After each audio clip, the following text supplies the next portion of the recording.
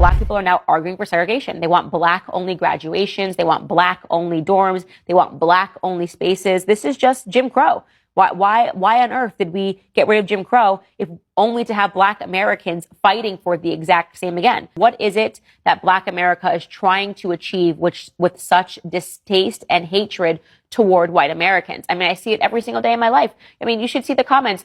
Married to a white man, right? I have biracial children. That should be considered the dream. That should mean, oh my God, we actually got ahead as a society when Black people get married. Nope. Look at the comments anytime a Black person marries a white person and see who it's coming from. It's coming from Black people. Oh, married to the white man. Oh, selling out your soul. So you're arguing actually for marriage segregation. You're basically saying that the Supreme Court case, Virginia versus Love, should have never happened. That it should still be illegal for Blacks and whites to marry. They don't think that way. Black women, you better sit it down. You better sit down. Candace Owens made her bed a long time ago, and now she needs to lay in it. We already seen this movie. We already know how it ends. You play stupid games, you win stupid prizes. We don't need you on here boo-hooing. There's 11 line dances for us to learn. The summer is around the corner. I just finished learning Boots on the Ground good. We have other things to focus on. Stay focused. Hey guys, welcome back. Today, let's dive into the chronicle of a Black woman who misrepresents her identity, Candace Owen, a name that rings a bell, who says she's free and independent. She says she's not a slave to the system, but look closer. 18 days, that's how long it took her to get engaged to George Farmer, a wealthy, white British conservative with deep ties to power and old money. Less than 3 weeks, and she was ready to give him her hand and maybe her whole ideology too.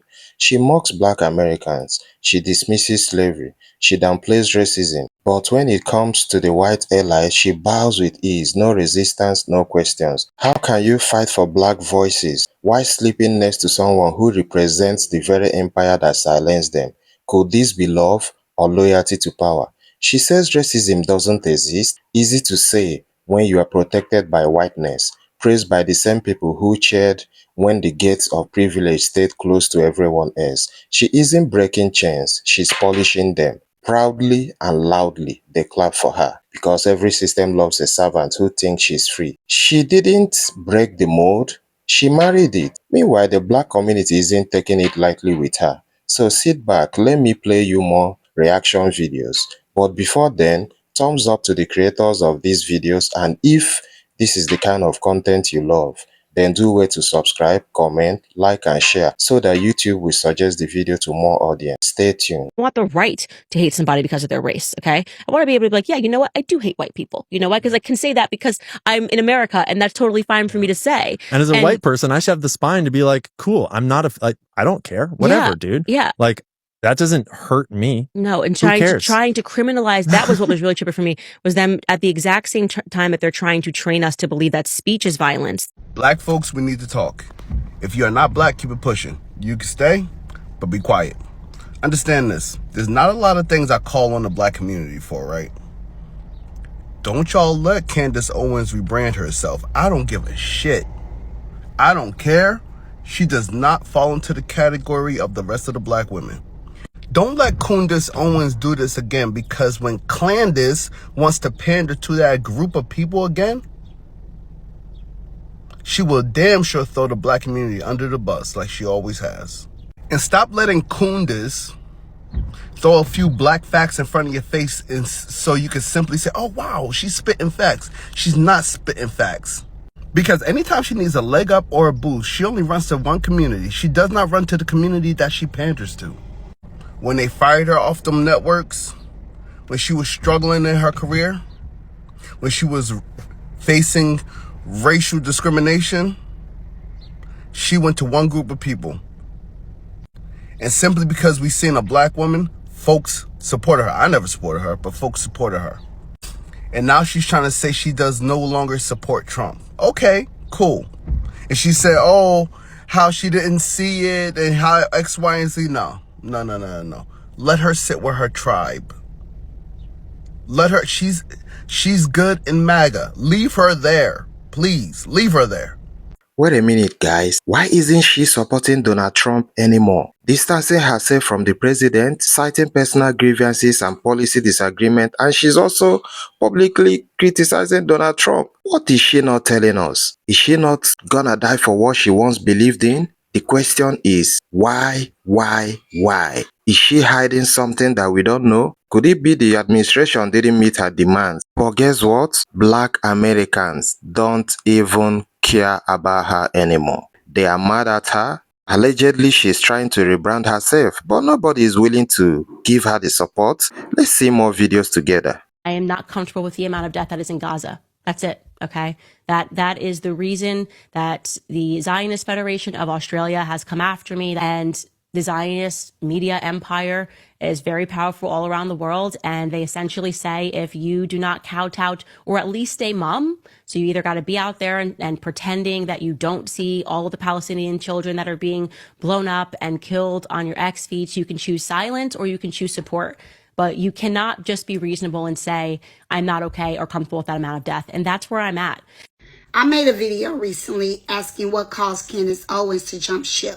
Why she's suddenly distancing herself from Donald Trump, especially when it comes to the war between Israel and Palestine. She's been saying Trump is wrong for supporting Israel and has spoken out about the Palestinians in America being censored.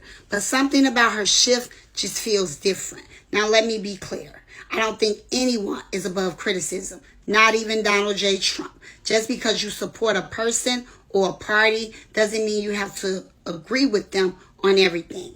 That's what independent thinking is. But Candace's stance feels personal, not just political. And as someone who claims to be a Christian, I'm struggling understanding where is she coming from.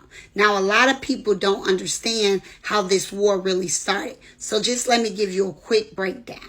In October 7, 2023, Hamas launched a surprise attack out the blue on Israel. The woman who once called systematic racism a myth, who called BLM a scam, and who stood shoulder to shoulder with some of the loudest pro-Israel voices in American politics. Now suddenly, she's waving a Palestinian flag. Yes, you heard me right. Candace Owen is publicly criticizing Israel. She's talking about human rights, displacement, and occupation. All the language she used to mock when it came from the left. So, what changed?